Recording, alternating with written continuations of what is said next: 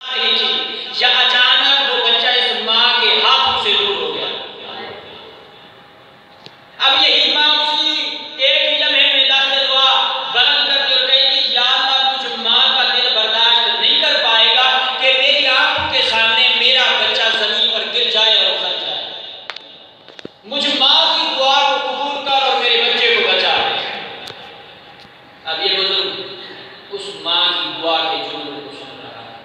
جیسے ہی وہ جملے اس کے کان پہ پہنچے اپنا ہاتھ بلند کر کے بچے کی طرف اشارہ کر کے کہتے ہیں رک جا۔ اب ارد گرد کے لوگ پریشان ہو گئے جس طرح آپ پریشان ہو گئے۔ سبحان اللہ۔ تمام لوگ پریشان ہو گئے۔ کہا کہ یہ بندہ کون ہے، اس کے پاس ایسی سیجولٹی ایسی پاور طاقت کہاں سے آ گئی؟ جب ارد گرد اکٹھے ہوئے سب لوگ اس کے ارد گھیراؤ بنایا، پوچھا کہا کہ کیا ہے تو کوئی خدا کا نبی ہے؟ کہا نہ خدا کا نبی نہیں۔ پھر کہا کیا تو علی ہے؟ کہا نہ علی بھی نہیں۔ پھر کہا کہ تو جادو و سحر کیا تو نے؟ کہا نہیں جادو و سحر بھی نہیں کیا۔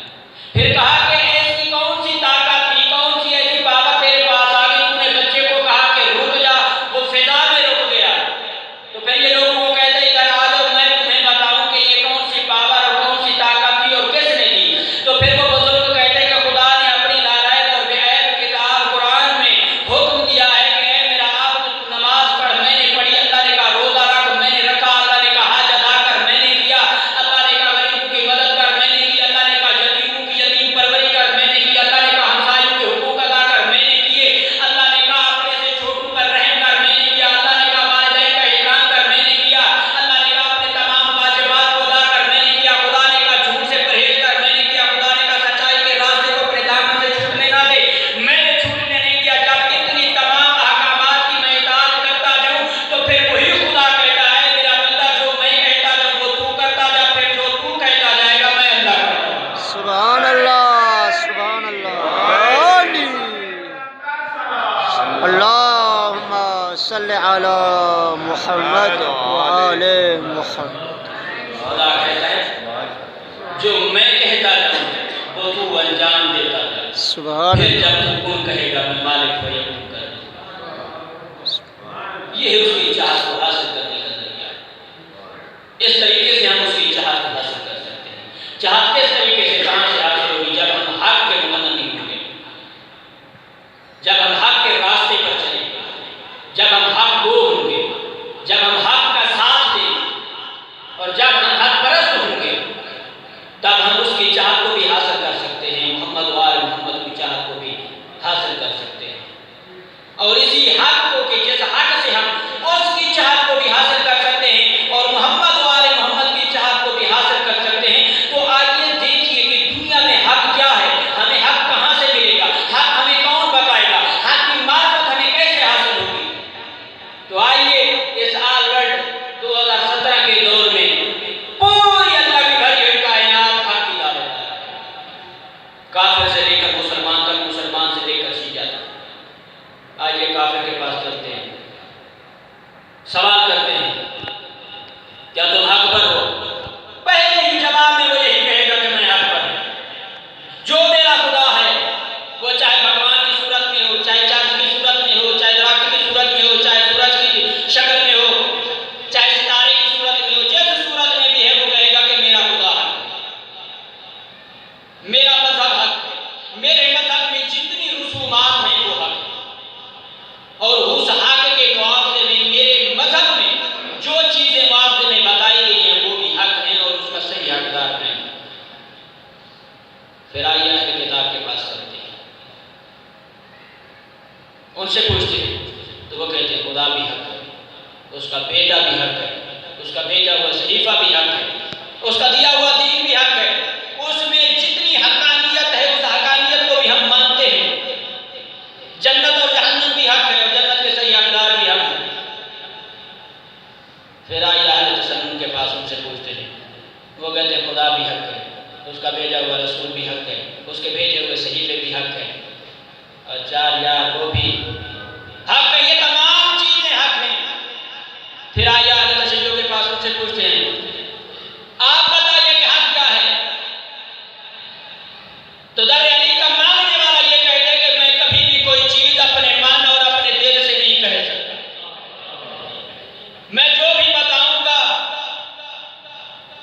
وہ یا تو خدا کا کلام ہوگا یا محمد کی زبان ہوگی یا قرآن ہوگا، اس کے علاوہ کوئی تیسری بات نہیں ہوگی۔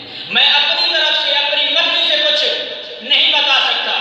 ہاں تو ان سے پوچھتے ہیں، سوال کرتے ہیں، تم کیسے پوچھ کے بتاؤ گے، کیسے پتہ چلے گا، کیا جس مذہب پر تم ہو وہ حق ہے، اس کی دلیل کیا ہے؟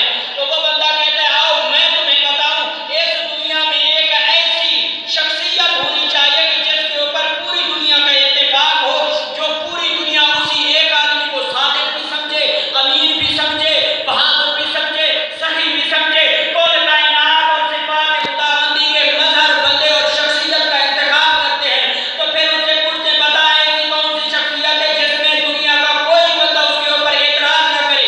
تو وہ کہتے ہیں ہاں میرے پاس دنیا میں ایک ایسی شخصیت ہے جس کا نام محمد مصطفیٰ ہے۔ سبحان اللہ، سبحان اللہ، اللہ اکبر، یا رسول اللہ، یا علی، اللہم صلی علی محمد وہ شخصیت کون ہے؟ وہ محمد مصطفیٰ ہے۔ تو یہ علی کے در کا ماننے والا کہتا ہے کہ ہم ایسی شخصیت کے پاس چلتے ہیں جہاں پر کسی مذہب، کسی فقہ یا کسی بھی انسانیت کے کسی گروہ کو اس شخصیت پر اعتراض نہیں ہے، وہ چاہے ہندو کیوں نہ ہو، چاہے انگریز کیوں نہ ہو، چاہے غیر مسلم کیوں نہ ہو، کافر کیوں نہ ہو، مسلمان کیوں نہ ہو، چاہے کسی فقہ سے بھی تعلق رکھنے والا ہو، لیکن اس شخصیت پر نقطہ اتفاق رکھتا ہے۔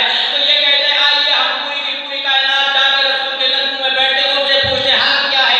جب رسول کی خدمت میں پہنچتے تو رسول مسکرا کے کہتے ہیں القرآن مع علی و علی مع القرآن، الحق مع علی و علی مع الحق۔ سبحان اللہ، یا علی، سبحان اللہ، اللہم صلی علی محمد وعلی محمد۔ تو یہی رسول کہتا ہے کہ حق علی کے ساتھ ہے اور علی حق کے ساتھ۔ سبحان اللہ، تو جب علی کا راستہ بھی حق ہو اور حق کا راستہ صراط مستقیم ہوتا ہے، جب کائنات کے اس امین سے سوال کیا گیا یا علی یہ بتائیں کہ حضرت صراط المستقیم سے مراد کیا ہے، کون ہے؟ تو علی مسکرا کے کہتے ہیں انا صراط المستقیم، میں علی صراط المستقیم ہوں۔ یعنی اگر کوئی حق وہ بننا چاہتا ہے تب بھی علی کے دامن کو نہ چھوڑے، اگر حق پرست بننا چاہتا ہے تب بھی علی کا ساتھ نہ چھوڑے، اگر حق گوئی کرنا چاہتا ہے تب بھی علی کا ساتھ نہ چھوڑے، اگر بخشش پانا چاہتا ہے تب بھی علی کا ساتھ نہ چھوڑے، اگر نجات حاصل کرنا چاہتا ہے تب بھی علی کا ساتھ نہ چھوڑے، اگر سخاوت حاصل کرنا چاہتا ہے تب بھی علی کا ساتھ نہ چھوڑے، ہاں اگر صراط مستقیم سے بھٹکنا نہیں چاہتا ہے تب بھی علی کا ساتھ نہ چھوڑے، ہاں اگر اس کی چاہت کو حاصل کرنا چاہتا ہے تب بھی علی کے راستے کو پکڑے، ہاں اگر محمد و آل محمد کی رضا کو حاصل کرنا چاہتا ہے تب بھی انہی کے راستے کو پکڑے، انہی کے دامن کو پکڑے۔ تبھی تو علی کہتا ہے کہ اے لوگو میں علی وہ ہوں جو محشر کے دن اپنے چاہنے والوں کی شفاعت اس طرح سے کروں گا کہ جس طرح وہ علی کے ماننے والے ان لاکھوں اور کروڑوں لوگوں میں اس طرح سے ہوں گے جس طرح ستاروں کے ہجوم میں چاند واضح اور روشن نمودار نظر آتا ہے۔ سبحان اللہ، سبحان وہ علی کے اللہ، ماننے والے اس طرح سے نظر آئیں گے اور علی سبحان اللہ، شفاعت کریں گے۔ یہ وہ علی ہے جو کہتا ہے لوگوں میں علی سلوری کہہ رہا ہوں، یعنی پوچھو مجھ سے سوال کرو، کیوں؟ کہا اس لیے کہ میں علی زمین کے راستوں سے بہتر آسمان کے راستے جانتا ہوں۔ سبحان اللہ، کہ اس کھجور کے درخت پر کھجور کے دانے کتنے ہیں؟ یا علی یہ بتا ہمارے سر کے بال کی تعداد کیا ہے؟ علی کہتے ہیں نہیں میں علم لدنی کا وارث ہوں، میں علم نبوت کا وارث ہوں، اگر مجھ سے کچھ پوچھنا چاہتے ہو تو وہ پوچھو جو تمہاری بخشش کا ذریعہ بنے، جو تمہاری نجات کا ذریعہ بنے، جو تمہاری شفاعت کا ذریعہ بنے۔ یا علی شفاعت کس طرح سے حاصل کریں؟ بس آخری نقطہ آپ کی زحمت کو تمام کرتا ہوں، وقت بالکل ہی مختصر ہے۔ یا علی آپ کہتے ہیں کہ ہم اگر شفاعت حاصل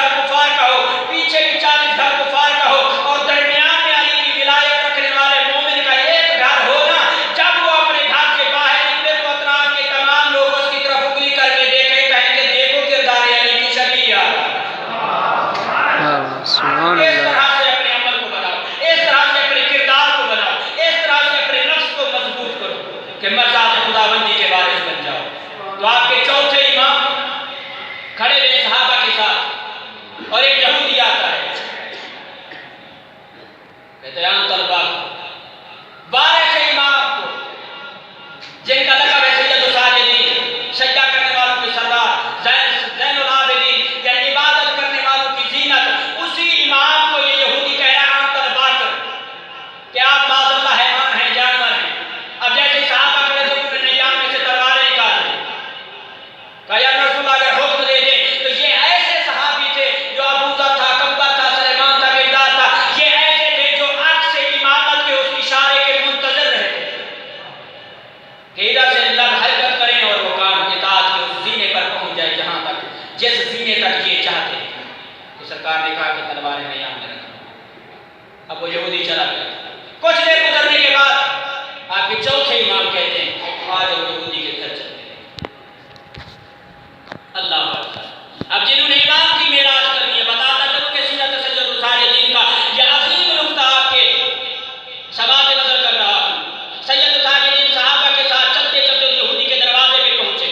مقصد بتا رہا ہوں کہ ہمارا مقصد کے زیارت کے آنے کا مقصد کیا ہے، اتنا خرچ اخراجات کرنے کا مقصد کیا ہے، اولاد کو، رشتہ دار کو، عزیز و اقربا کو، ہمسایوں کو، یہ سب کام، تمام کام کاج چھوڑ کے یہاں پر پردیس میں آنے کا مقصد کیا ہے، ہمارا مطلب کیا ہے، ہماری محمد و آل محمد سے رشتہ داری، تعلق، رابطہ کیا۔ اگر کوئی بندہ ہم سے سوال کرے کہ آپ اپنی اولاد بھی، اپنے مال بھی، اپنی عزت بھی، اپنی ناموس بھی، اپنے گھر بار چھوڑ کے جو آئے، کس بنا پر چھوڑ کے آئے، محمد و آل محمد سے آپ کا رشتہ کیا ہے، تعلق کیا ہے، واسطہ کیا ہے، تو ہمارے پاس کون سا جواب ہے؟ آج میں آپ کو بتاتا ہوں وہ جواب اگر ہم دینا چاہیں لوگوں کو تو وہ ہمارے پاس جواب بنتا ہے کہ ہمارا محمد و آل محمد سے اگر کوئی رشتہ ہے، کوئی تعلق ہے، کوئی رابطہ ہے، کوئی واسطہ ہے، تو وہ فقط اور فقط اطاعت ہے۔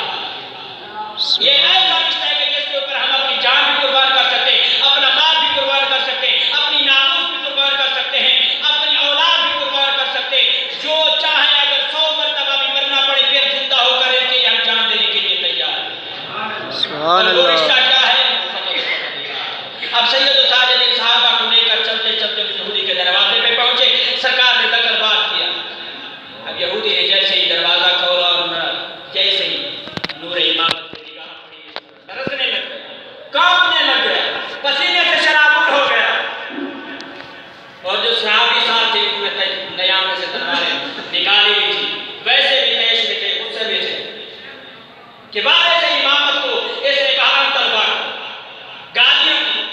اب سرکار نے بالکل ہی خوبصورت اور ٹھنڈے اور بااخلاق لہجے میں سرکار نے کہا اے بندے خدا، میں تجھ سے انتقام لینے نہیں آیا۔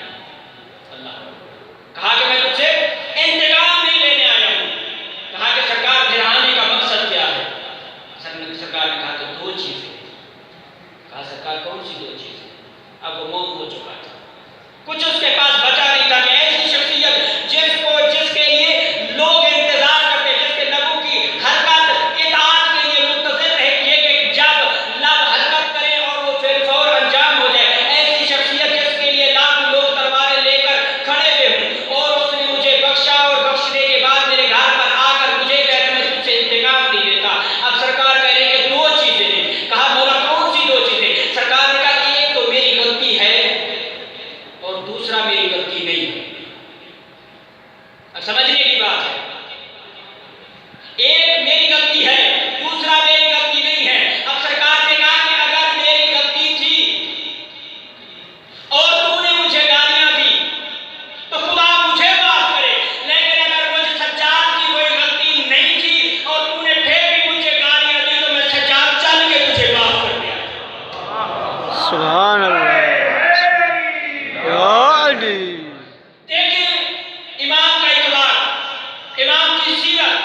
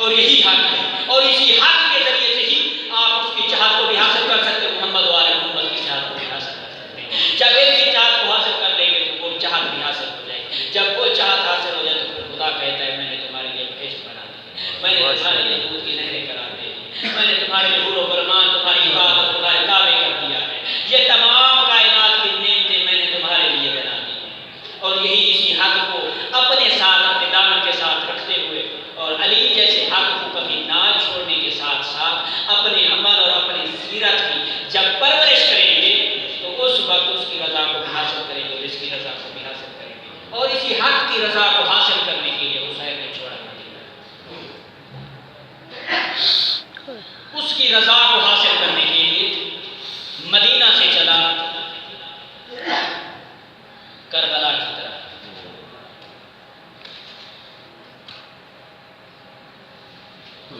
اب جو لوگ عبادت کرنے آئے، میں نے یہاں پہ کوئی ذاکری کتاب مجلس منوانے نہیں آیا، میں چاہتا ہوں آج آنکھوں کا غسل ہو جائے۔ ایک چھوٹی سی مثال دینا چاہتا ہوں، آپ یہاں پہ پردیس میں موجود ہیں، ممکن ہے آپ تھکے ہوئے ہوں گے، سفر بھی زیادہ کیا ہوگا، کافی دنوں کی آپ نے نیند بھی نہیں کی ہوگی، لیکن قربان جاؤں جتنے بھی تھکے ہوں اتنا نہیں تھکے جتنا علی کی بیٹیاں تھکے۔ اجرکم اللہ، اجرکم اللہ، خدا آپ کی ان صداؤں کو قبول کرے، دنیا کے کسی غم میں نہ روئیں آپ، اتنا نہیں تھکے جتنا علی کی بیٹیاں تھکی۔ اجرکم اللہ، اجرکم اللہ، ذہن بنائے، میں نے فقط 2 جملے دینے عبادت کے لیے، زیادہ آپ کی خدمت میں مظاہر نہیں ہونا ہے۔ اتنا نہیں تھکے جتنا علی کی بیٹیاں تھکی۔ اجرکم اللہ۔ عرب کی ایک دستور ہے، ایک علامت ہے، ایک نشانی ہے، جب ان کا کوئی جوان اس دنیا سے چلا جائے تو سرکار کے روضے پہ لے جاتے ہیں، سرکار عباس علمدار بادشاہ کے روضے پہ، اور وہاں پر جا کر محمد و آل محمد کے ان جوانوں کو یاد کر کے ان کے اوپر گریہ کرتے ہیں۔ اور عرب کی ایک مذکور تھی جس کا جوان بیٹا اس دنیا سے چلا گیا تھا، وہ روزانہ اپنے بیٹے کی قبر پر جا کر گریہ کرتی تھی۔ انقلاب صاحب کی بلا ہر وقت اس کی زندگی کا یہ معمول تھا، روزانہ جیسے ہی شام کا وقت ہوتا تھا نا اپنے بیٹے کی قبر پر جا کر گریہ کرتی تھی۔ لیکن رونے والوں جیسے ہی ایام محرم اب نزدیک ہے نا، اسی طرح ایام محرم جیسے ہی نزدیک ہے، پہلی محرم کا چاند اس عورت نے دیکھا، اس وقت اپنے بیٹے کی قبر پر جا کر آخری گریہ کر کے کہتی ہے، بیٹا آج سے تم میرے منتظر نہ رہنا، آج میں ان کو رونے جا رہی ہوں جن کا رونے والا کوئی نہیں ہے۔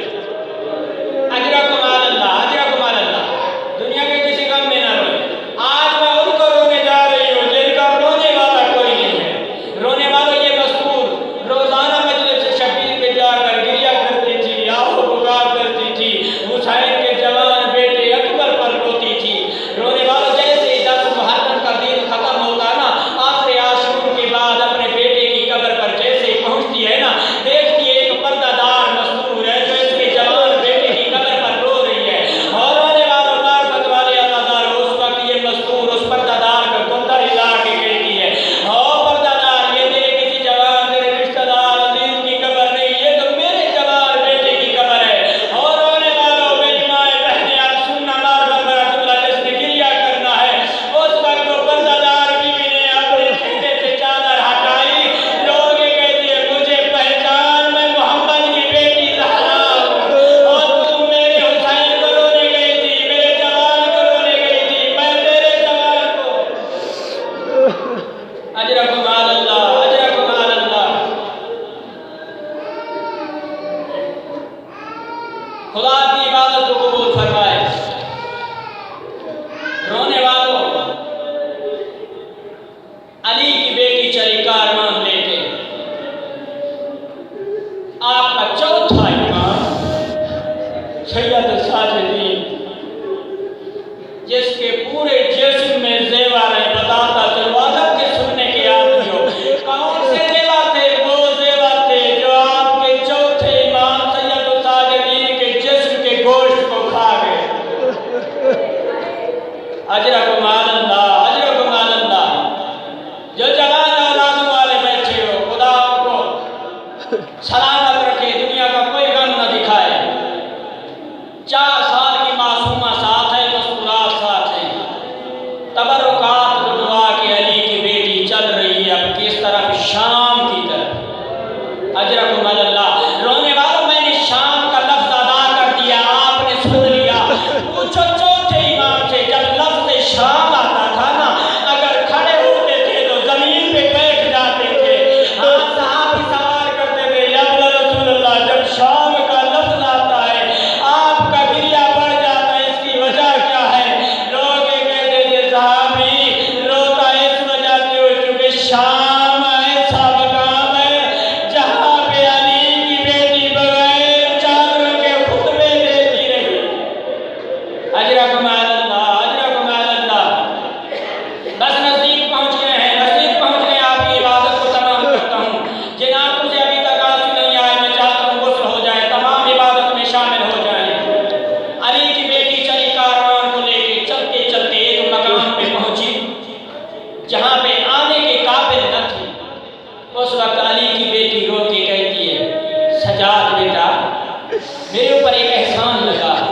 इन लोगों को बोल पानी दे दे, तेरे जेवर गर्म बहुत है, मैंने तेरे जेवर ठंडे कर दिए। रोने वालों, आपका चौथा इमाम लोग ये कहते हैं फूफी अम्मा दुआ करती, शाला इन शबीर लोगों को रहम आ जाता, ये पानी दे दे, तेरे साथ 4 साल की मासूमा है जो बहुत प्यासी है, जिसके लाभ बहुत खुश्क है, तू उसे पानी पिलाती। रोने वालों, अली बादशाह के उस जमाने का सहाबी जो नाबीना था, दुआ करता था, वो मुसल्ला इबादत में बैठ के कहता था, मेरा अल्लाह कोई ऐसा दिन आ जाए जब मैं ज़हरा के बेटे हुसैन की ज़ियारत करूं। रोने वालों, एक मकाम ऐसा इसको नसीब हुआ, जब ज़ियारत नसीब हुई ना, उस वक्त दौड़ते हुए ज़हरा के बेटे के करीब आता है, रो के कहते हैं, ज़हरा का बेटा, मुझे खुशबू इमामत महसूस हो रही है, क्या मैं सही कह रहा हूँ कि आप ज़हरा के बेटे हुसैन हैं? उस वक्त मौला कहते हैं, हाँ मैं ज़हरा का बेटा हुसैन हूँ। उस वक्त कहते हैं, मौला ज़िंदगी दराज हो गई है, मैं दुआ कर रहा हूँ कि मैं आपकी ज़ियारत करूँ। मौला मेरी आंखें नहीं है, मेरी हक में दुआ कर दो, अल्लाह मुझे आंखें अता करे। हो साइली जो साइल बन के यहाँ दुआ मांगने आए, मैं कहता हूँ ज़हरा के बेटे के सदके खुदा आपकी तमाम दुआओं को कबूल फरमाए। उस वक्त ज़हरा का बेटा कहता है, ओ साहबी ना मांग आंखें। और रोने वालों, जैसे ही कहा ना मांग आंखें, साहबी कदमों पे गिर गया। लोग ये कहते हैं, ज़हरा का बेटा आज से लेकर क़यामत के दिन तक आंखें नहीं मांगूंगा। और मुझे तो बता, मुझे क्यों कहता है मैं ना मांगूं आंखें? उस वक्त ज़हरा का बेटा कहता है, साहबी और एक ऐसा मकाम आएगा जहाँ तू कहेगा, मेरा अल्लाह मेरी आंखें ना होती और मैं ये मकाम ना देख पाता। अजरकुम अल्लाह, अजरकुम अल्लाह। रोने वालों, अमीर गरीब हो गए, शरीफ उजड़ गए, आ गई अली की अली बेटी बाजार में। अब खुतबा देना शुरू किया।